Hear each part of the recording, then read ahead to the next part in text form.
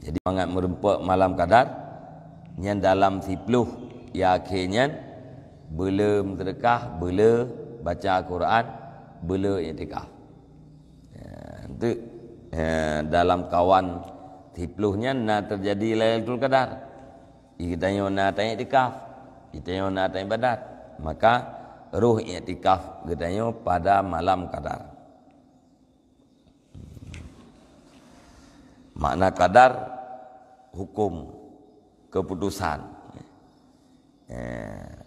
Tahu puakan wal fasli, pemisahan, pemutusan. Atau makna Qadarnya kemuliaan. Jadi malam Qadar, malam keputusan atau malam kemuliaan. Wal amalu fiha khairun minal amali fi alfi syahrin laisa fiha lailatul qadri wahya munhasiratun indana fihi. Dan bermula beramal di dalamnya malam Qadar itu lebih baik daripada beramal di dalam 1000 bulan yang tidak adalah di dalamnya 1000 bulan itu malam Qadar. Beramal di dalam malam Lailatul Qadar yang lebih baik daripada 1000 bulan yang hana Lailatul Qadar. Dan bermula dianya malam Lailatul Qadar itu tersimpan di sisi katanya fihi di dalamnya 10 yang akhir. Yang kenayo. Menyebab mazhab Syafi'i 10 malam Lailatul Qadarnya itu 40 yang akhir.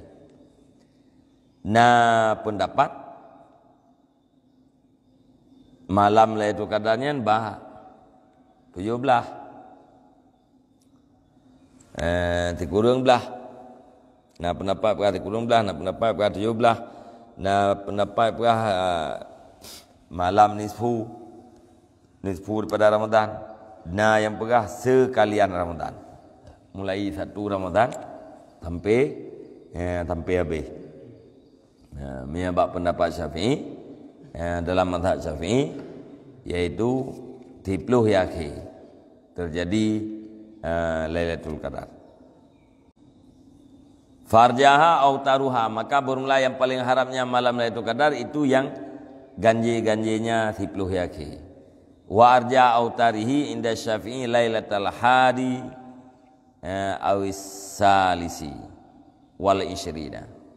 Bermula yang paling harap segala yang witirnya 10 yang akhir di Syafi'i itu malam 1 dan 3 dan 20. Malam 21 dan 20. Menurut Syafi'i terjadi Lailatul Qadar yaitu bak 10 yang akhir. 10 yang akhirnya raya harapan bak malam ganji.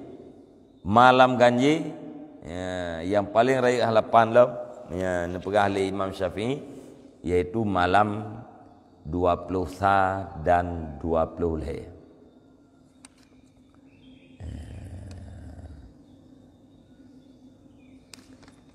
Wahtara Nawawi wa ghairuh intiqalaha, dan pilih oleh Nawawi dan oleh lainnya Nawawi akan berpindahnya Lailatul Qadar.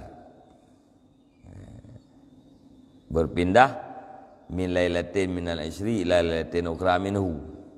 Kan bak 20 dengan 20 leh tapi. Tapi ada nama 10 akhirnya mu pindah-pindah. 6 janjan malam 20 6 janjan 20 lem, janjan 27.